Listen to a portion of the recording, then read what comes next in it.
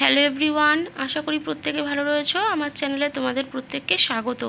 আজকে আমাদের আলোচনার বিষয় হলো ষষ্ঠ শ্রেণীর ইতিহাসের তৃতীয় অধ্যায়। তার যে হাতে কলমেগুলো রয়েছে সেই হাতে কলমেগুলো আজকে আমরা এই ভিডিওতে আলোচনা করব। তো সবার প্রথমে বলে রাখি, যারা চ্যানেলে নতুন অবশ্যই কিন্তু চ্যানেলটিকে সাবস্ক্রাইব করে রাখবে পরবর্তী ভিডিওগুলো দেখার জন্য। ভিডিওটা ভালো লাগলে অবশ্যই একটা লাইক করে বন্ধুদের সাথে শেয়ার করো। তো চলো আলোচনাটা শুরু করা যাক। আরেকটা কথা তোমাদের বলি যে এই চ্যাপ্টারে কিন্তু প্রতিটা লাইন খুঁটিয়ে প্রশ্ন উত্তর আমার চ্যানেলে আপলোড করা রয়েছে, সেই চ্যানেলে কোশ্চেন অ্যান্সারের ভিডিও। তো আমি এই ভিডিও ডেসক্রিপশন বক্সে লিঙ্ক দিয়ে দেবো, তোমরা চাইলে সেখান থেকে দেখে নিতে পারো। তো চলো আজকে আমরা এই আলোচনাটা শুরু করি। ফার্স্টে দিয়েছে 1 নম্বরে বেমানান শব্দটি খুঁজে বার করো। একের এক কি দিয়েছে, তামা, কাঁসা, পাথর না লোহা। তাহলে এখানে বেমানান কোনটা? এখানে বেমানান কিন্তু পাথর। নেক্সট বলেছে ঘোড়া, হাতি, গন্ডার না ষাঁড়। তাহলে এখানে কি হবে? এখানে হবে গন্ডার। নেক্সট বলেছে কালীবঙ্গান, মেহেরগড়, বানাওয়ালি আর না ঢোলাবিরা। তো এখানে হবে কিন্তু বেমানান হচ্ছে মেহেরগড়। নেক্সট 2 নম্বর দিয়েছে নিচের বাক্যগুলির কোনটি ঠিক কোনটি ভুল লেখো। 2-এর 1 বলেছে লিপির ব্যবহার সভ্যতার একটি বৈশিষ্ট্য। এটা কি হবে? এটা হবে ঠিক। নেক্সট বলেছে মেহেরগড় সভ্যতা আবিষ্কার করেন দয়ারাম সাহানি। এটা হবে ভুল। নেক্সট বলেছে হরপ্পা সভ্যতা প্রাগৈতিহাসিক যুগের সভ্যতা। এটা ঠিক। নেক্সট বলেছে হরপ্পার মানুষ লিখতে জানতেন। তো এটাও হবে ঠিক। আচ্ছা, এখানে একটা রয়েছে হরপ্পা সভ্যতা প্রাগৈতিহাসিক যুগের সভ্যতা। এটা কিন্তু ভুল হবে, কারণ হরপ্পা সভ্যতা হলো প্রাগৈতিহাসিক যুগের সভ্যতা। এবার আসছি 3-এর দাগে, বলছে সঠিক শব্দ বেছে নিয়ে শূন্যস্থান পূরণ করো। 3-এর 1 বলছে হরপ্পা সভ্যতার বাড়িঘরগুলি তৈরি হতো পাথর দিয়ে, পোড়া ইট দিয়ে না কাঠ দিয়ে। তো হরপ্পা সভ্যতার বাড়িঘরগুলো তৈরি হতে হচ্ছে পোড়া ইট দিয়ে। নেক্সট বলেছে হরপ্পা সভ্যতা ছিল পাথরের যুগের, লোহার যুগের না তামা ও ব্রোঞ্জ যুগের সভ্যতা। তাহলে হরপ্পা সভ্যতা ছিল তামা ও ব্রোঞ্জ যুগের সভ্যতা। নেক্সট বলেছে ভারতীয় উপমহাদেশে হরপ্পাতেই প্রথম নগর, প্রথম গ্রাম না দ্বিতীয় নগর দেখা গিয়েছিল। তো এটা হবে প্রথম নগর। এবার 4 নম্বর দিয়েছে কি নিজের ভাষায় ভেবে লেখো। 3 থেকে 4 লাইন। 4-এর 1 বলছে তোমার জানা কোনো একটি শহরের সঙ্গে হরপ্পা সভ্যতার শহরের মিল ও অমিলগুলো খুঁজে বার করো। তো চলো এই কোশ্চেন অ্যান্সারগুলো আমরা দেখে নিই। তাহলে আমার জানা একটি শহর হলো কলকাতা। এর সাথে হরপ্পা সভ্যতার মিল ও অমিলগুলো এবার আমরা দেখব। তাহলে মিল ও অমিলগুলো হলো, মিল দিয়ে 1 নম্বর পয়েন্ট করব।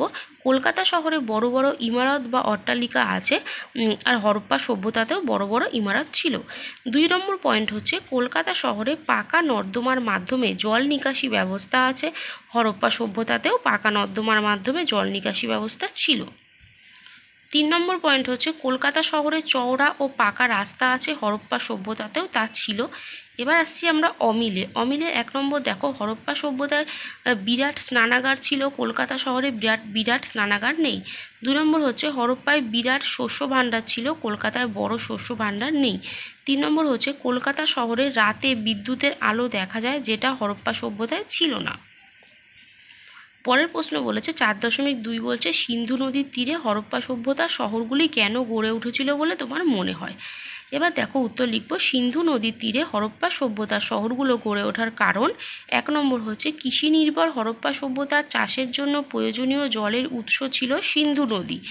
2 নম্বর পয়েন্ট হচ্ছে সিন্ধু নদীর তীরে উর্বর জমিতে গবাদি পশুরা পর্যাপ্ত পরিমাণে ঘাস পেত। 3 নম্বর পয়েন্ট হচ্ছে স্নানাগার, শৌচাগার, নিকাশি ব্যবস্থা প্রভৃতির জন্য জলের প্রয়োজন হতো। 4 নম্বর পয়েন্ট হচ্ছে ব্যবসা বাণিজ্যের ক্ষেত্রে নৌকার মাধ্যমে যাতায়াতের সুবিধা হতো। এইসব কারণেই সিন্ধু নদীর তীরে হরপ্পা সভ্যতা গড়ে উঠেছিল।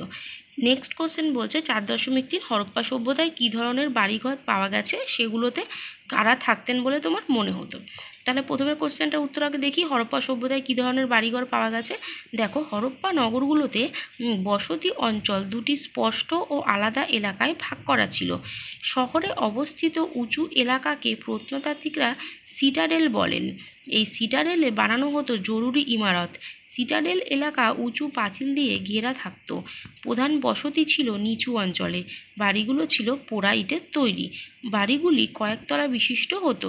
তাতে সিঁড়ির ব্যবহার ছিল, শৌচাগার ও স্নানাগার ছিল। বসত বাড়িগুলোতে বেশ কিছু ঘর থাকলেও রান্নাঘর থাকতো একটি, যা থেকে আন্দাজ করা যায় সে সভ্যতায় যৌথ পরিবারের প্রচলন ছিল। এবার দেখো তার সঙ্গে একটা প্রশ্ন দিয়েছিল যে সেগুলিতে কারা থাকতেন বলে তোমার মনে হয়। তো উত্তর দেখো, হরপ্পা সভ্যতার ঘরবাড়িগুলোর বৈচিত্র্য থেকে বোঝা যায় উঁচু ইমারতগুলোতে ধনী শ্রেণীর মানুষেরা বসবাস করতেন, আর ছোট বাড়িগুলি দেখে বোঝা যায় সেখানে বসবাস করতেন গরিব শ্রেণীর লোকেরা। নেক্সট কোশ্চেন কি বলছে, তোমার কি মনে হয় হরপ্পা সভ্যতার মানুষ স্বাস্থ্য ও পরিষ্কার পরিচ্ছন্নতা সম্পর্কে সচেতন ছিলেন?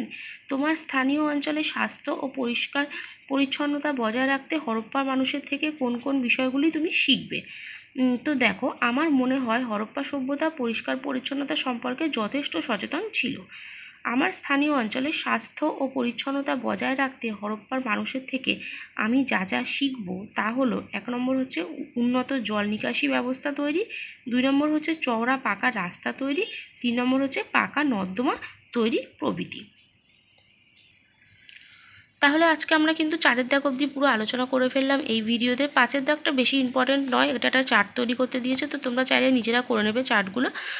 তো আজকে আমরা কিন্তু সমস্ত প্রশ্ন উত্তর এই চ্যাপ্টারের আলোচনা করে ফেললাম।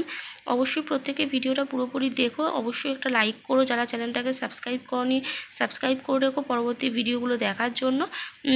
চ্যাপ্টার ওয়াইজ কোশ্চেন কিন্তু আমার চ্যানেলের ডেসক্রিপশন বক্সে দেওয়া থাকবে, তোমরা সেখান থেকে দেখে নিতে পারো চাইলে। তো আজকের মতো এ পর্যন্তই, দেখা হবে নেক্সট ভিডিওতে।